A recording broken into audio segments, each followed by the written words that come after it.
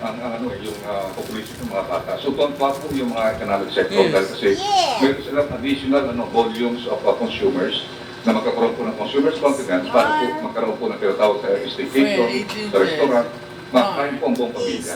And third po yung mental health, Mr. President. Dahil po sa sobrang po na nandun lang po sila sa bahay, marami na po ng mga societal at the same time, nakakaroon po ng mga depressions. Pupunta po kami sa hospital, ang sabi po ng mga ibang psychologists, dumadami po ang kanilang pasyente in terms of the mental health.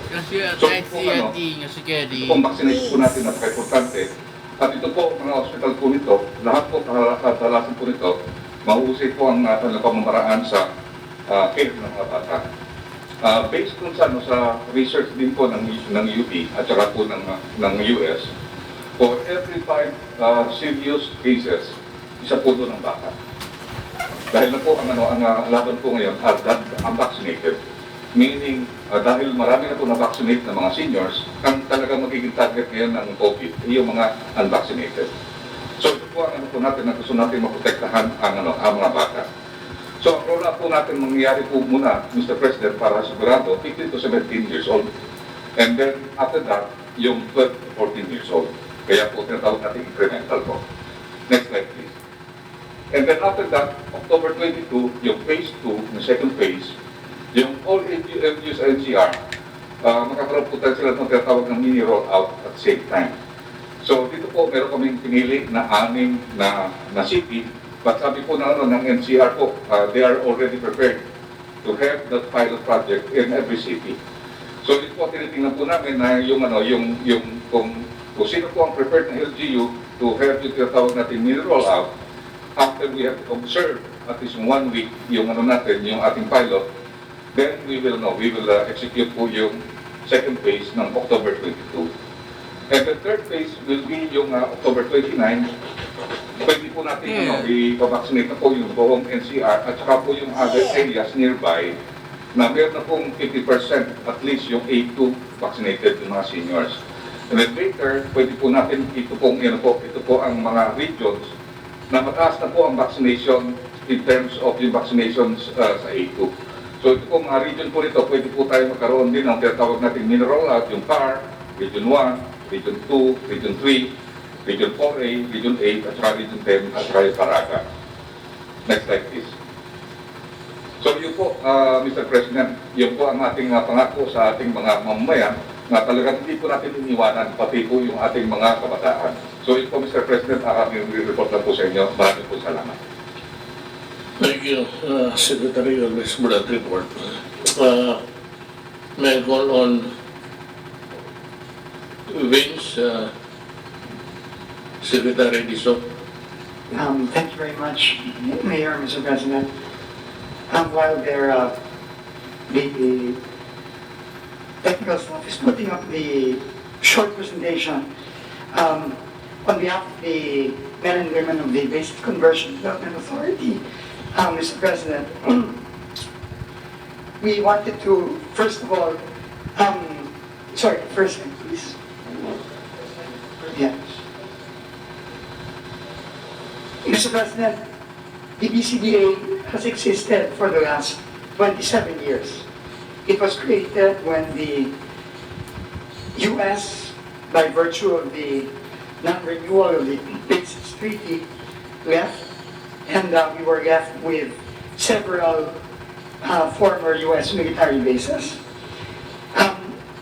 However, when we came in, Mr. President, when you came in 2016, we wanted to make sure, through the guidance of Chairman Greg Garcia, that BCDA renewed and made very clear in no uncertain terms its mandate.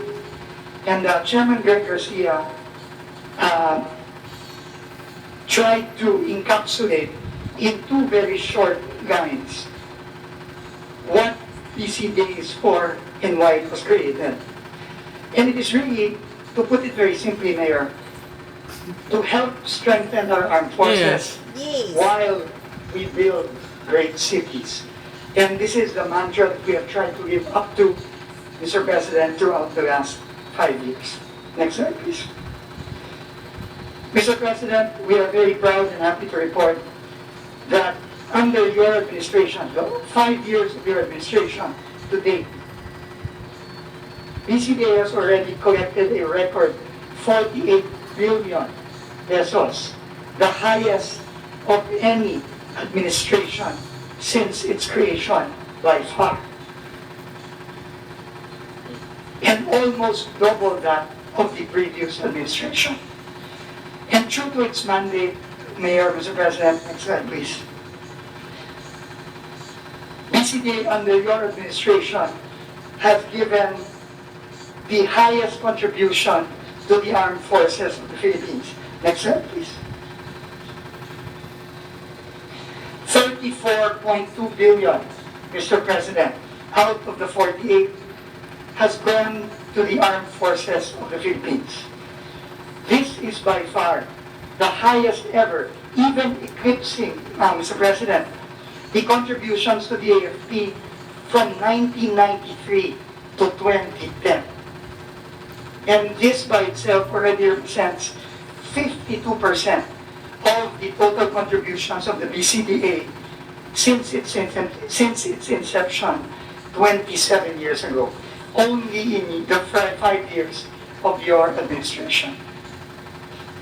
This is broken down into close to 10 billion in terms of replication of military facilities of affected military facilities of the Navy, the Army, and the Air Force, and also represents 24.3 billion directly to the AFP Modernization Fund.